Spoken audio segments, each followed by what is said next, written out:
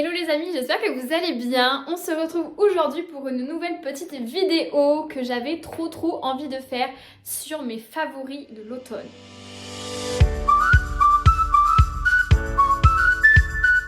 En vrai ouais, j'avais trop envie de faire cette vidéo et je pense que je recommencerai, si ça vous intéresse bien sûr, genre à chaque saison, à mes favoris de l'hiver, du printemps, de l'été, etc.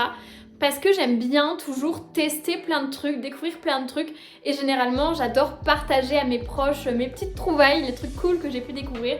Et du coup, c'est l'opportunité de vous partager ça à vous, de vous faire découvrir tous les trucs cool que j'ai pu tester et aimer et valider ces derniers mois. Donc vous me direz en commentaire si ce concept vous plaît, si vous trouvez ça cool pour que je refasse plus de vidéos de ce type-là. Et au passage, petite introduction oblige, pensez à vous abonner pour ne rater aucune vidéo et à mettre un petit like sur cette vidéo pour l'aider dans l'algorithme de YouTube à avoir plus de visibilité. Merci! Sachant que vraiment je vais partager mes favoris, c'est très vaste, hein. C'est vraiment, ça peut être un bouquin, ça peut être un truc que j'ai testé, un produit de beauté, enfin vraiment c'est tous mes coups de cœur, tout domaine confondu. Du coup je vais commencer mes favoris de l'automne avec des bouquins que j'ai vraiment trop kiffé. Alors en vérité c'est plus mes favoris de l'année, mais comme c'est la première fois que je fais ce type de vidéo, on va mettre ça sur l'automne. C'est la saga Les 7 Sœurs de Lucinda Riley. Vraiment, j'ai trop kiffé. J'ai pas encore terminé, j'ai lu les 6 premiers tomes. Parce qu'il faut savoir qu'il y a, je crois, 8 tomes, peut-être 9.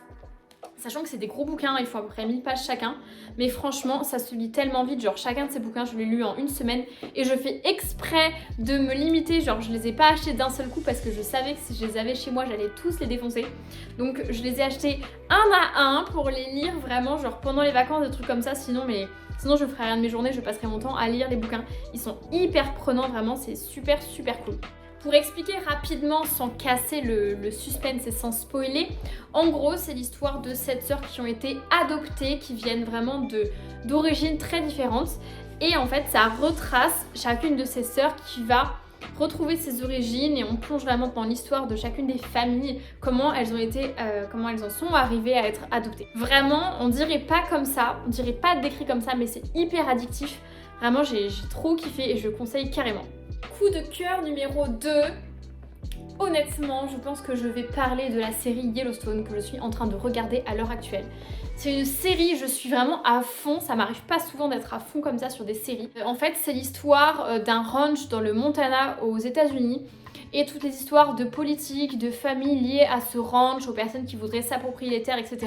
Donc c'est vraiment tout le suspense, toutes les intrigues, les stratagèmes autour des différents acteurs de la série pour essayer de s'approprier les terres, essayer de les sauver, etc. Je sais que décrit comme ça, on dirait pas que c'est super addictif et qu'il y a un gros suspense, mais vraiment je vous assure, perso je suis à fond dans la série. À chaque fois que je regarde un épisode, j'ai envie de regarder le suivant, alors que je suis pas hyper série, enfin j'aime bien ça, mais je suis pas non plus accro à vouloir comme ça binge-watcher des épisodes. Vraiment Yellowstone, ça me tient mais en haleine de ouf. Sachant qu'il y a, pour info, 5 saisons ou 6, j'ai pas trop compris parce que la saison 5 elle est en 2 parties, donc j'ai l'impression que c'est un peu comme s'il y avait 6 saisons. Je crois que la dernière saison n'a pas encore été sortie, je sais pas, faudrait vérifier. Je suis à la saison 5 pour le moment, vraiment c'est trop bien, je recommande carrément. Je la trouve trop bien cette série. Ok, maintenant je vais partager plus des coups de cœur en mode beauté, des trucs que j'ai achetés dernièrement et que j'ai vraiment trop kiffé. On va commencer par le premier truc que j'ai ramené pour vous montrer. Je me suis acheté un truc où je suis au top de mon sex appeal avec, un bonnet chauffant. Donc rien que le nom, ça vend du rêve. Et en gros, le concept, c'est un genre de charlotte qu'on se met sur la tête. J'avoue que j'assume pas à 100% de montrer ça.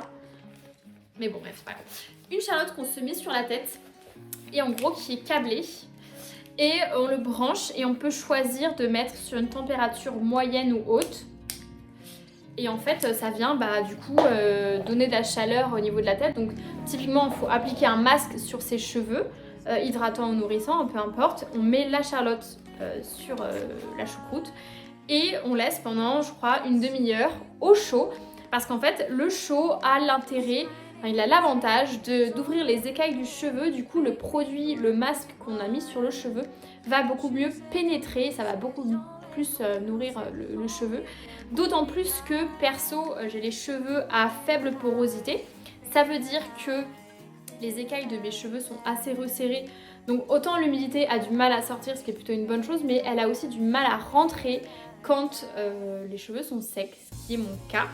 Du coup, ça me permet d'ouvrir les écailles pour que quand je fais un masque, vraiment, ça soit optimisé au maximum et ça vienne complètement nourrir et hydrater mes cheveux. C'est plutôt cool parce qu'honnêtement, ça faisait franchement des années que j'avais les cheveux super secs et que j'arrivais pas à les remettre à plat en fait, parce que j'avais fait... là j'ai mes cheveux complètement naturels, ils sont assez noirs et j'avais fait en fait des mèches, un ombré pour éclaircir un petit peu les pointes, sauf que je n'y connaissais pas forcément trop et je suis allée dans un... pas forcément le meilleur coiffeur qui soit, qui m'a pas mis les bonnes bases, enfin j'ai pas trop compris l'histoire, mais en gros qui m'a abîmé les cheveux. C'était rien de dramatique, mais au fil du temps j'ai beaucoup pris le soleil aussi parce que j'ai beaucoup voyagé, je suis allée pas mal au Mexique où du coup il y avait l'eau salée, c'est jamais très bon pour les cheveux, donc j'ai fini avec les cheveux pas mal défoncés et là vous voyez qu'ils sont quand même assez sains et c'est notamment grâce à ça, donc c'est plutôt cool, d'autant plus que j'ai envie de les faire pousser, donc je fais vraiment en sorte de bien les entretenir sur la longueur pour qu'ils soient un peu plus longs. Donc voilà pour ce coup de cœur. Petit détail, c'est un truc que j'ai dû payer 20 ou 25 €. J'ai trouvé ça sur Amazon, ça se trouve très facilement. Si vous mettez bonnet chauffant sur Google, vous trouvez en 2 secondes. Autre coup de cœur, toujours dans la beauté. J'ai encore un appareil bien sympathique à vous montrer. Je me suis acheté, je sais pas comment ça s'appelle en français, je me suis acheté un face steamer. C'est comme un sauna, enfin un hammam plutôt pour le visage. Donc je vais vous montrer la bête. Je vais tout casser. Donc, j'ai acheté ça chez Beurer. Voilà le truc. Comme poussière. Voilà le truc. Donc là, il y a la place pour un petit réservoir à eau qui est juste ici. Donc ça, faut le remplir d'eau bien filtrée. Faut pas qu'il y ait du calcaire et tout, sinon ça va abîmer l'appareil et on n'a pas envie de se mettre ce genre d'eau sur la peau. Donc en gros, faut mettre faut remplir ce petit réservoir, le fermer, hop, on rentre à l'intérieur comme ceci et une fois que c'est branché, on n'a plus qu'à appuyer sur le petit bouton et en fait par cet embout là, ça va sortir de la vapeur et en fait l'idée c'est de se mettre le visage, donc pas trop proche pour éviter les risques de brûlure, mais on se met le visage à une distance genre de 25 cm qui est préconisée et en fait ça va vraiment faire un sauna. Un petit hammam pour le visage, ça va permettre d'éliminer en fait toutes les toxines, de faire transpirer la peau, etc. pour éviter les imperfections. Et quoi d'autre? Ça illumine le teint. Et c'est plein de bienfaits que je connais pas tout dans le détail, mais en gros voilà, c'est pour avoir la peau plus nette, plus lisse et plus radieuse. Donc pas mal d'avantages. Ça fait pas encore très longtemps que je teste, je crois que ça fait 1 mois et demi, un truc comme ça. Globalement, j'ai quand même assez peu de boutons. Donc là, j'ai un tout petit peu de fond de teint et de blush. Mais sinon, voilà, on voit que j'ai pas trop de boutons, donc pas trop de quoi me plaindre. Et voilà, ça, je trouve ça plutôt cool. Et puis c'est aussi 10 minutes, genre je fais ça 10 minutes par semaine. Le jour du shampoing, je me fais 10 minutes ça.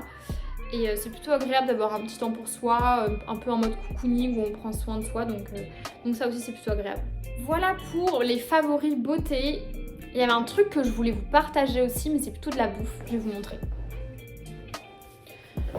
Ok, ceci est ma nouvelle passion.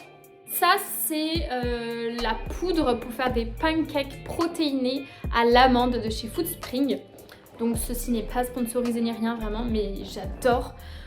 Vous savez peut-être si vous avez déjà vu des vidéos sur ma chaîne que je suis pas mal axée sport et que je fais assez attention à mon alimentation, notamment dernièrement à mon apport en protéines, parce que j'ai fait un rééquilibrage alimentaire, je vais à la salle de sport, tout ça, j'aimerais bien gagner un petit peu de masse musculaire. Du coup, j'ai revu à la hausse mes objectifs de consommation de protéines tous les jours et vraiment les pancakes protéinés, je kiffe.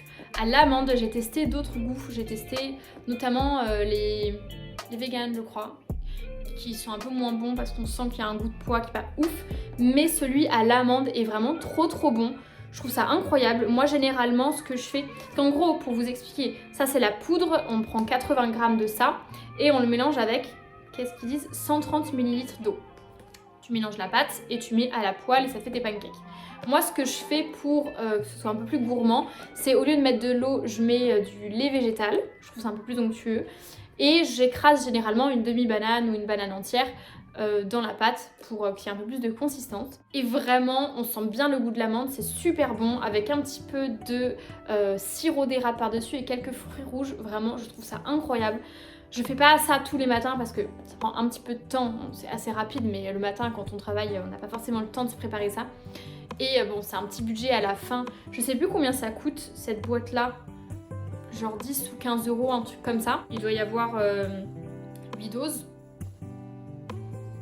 Un truc comme ça, je mettrai si jamais c'est pas ça. Donc ça se fait pas voilà, tous les jours, ça fait un petit budget à la fin, mais genre pour le week-end, en mode petit brunch du dimanche et tout, vraiment trop bon, j'adore. Et dernier coup de cœur que je voulais vous partager, pour le coup c'est une adresse à Paris.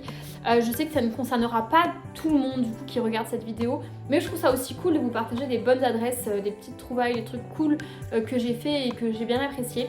Et du coup en l'occurrence c'est un bar à Paris que j'ai trouvé incroyable, qui est un peu en mode speakeasy. Si vous ne connaissez pas le concept du speakeasy, en gros c'est inspiré des bars de la prohibition qui étaient un peu cachés. Et moi j'adore vraiment les speakeasy, je trouve ça super cool d'aller un peu fouiller pour aller trouver le bar. Souvent ils sont derrière des portes cachées dans des restos et tout, je trouve ça super cool. Et souvent c'est des bars à cocktails. Et là en l'occurrence c'est le Réhab qui est pas très loin du jardin des Tuileries à Paris. De mémoire il est sous l'hôtel du Normandie et vraiment c'était super cool rien que pour aller trouver le resto. Bon je vais pas vous spoiler si vous voulez le faire, voilà que vous ayez un petit peu le mystère autour de ça, mais en gros on rentre dans l'hôtel il y a un restaurant, on va au fond du restaurant alors que c'est une porte vraiment, genre il y a un miroir sur la porte, on dirait pas qu'il y a quelque chose et une fois qu'on ouvre cette porte il y a un escalier pour descendre donc, au sous-sol du fameux restaurant.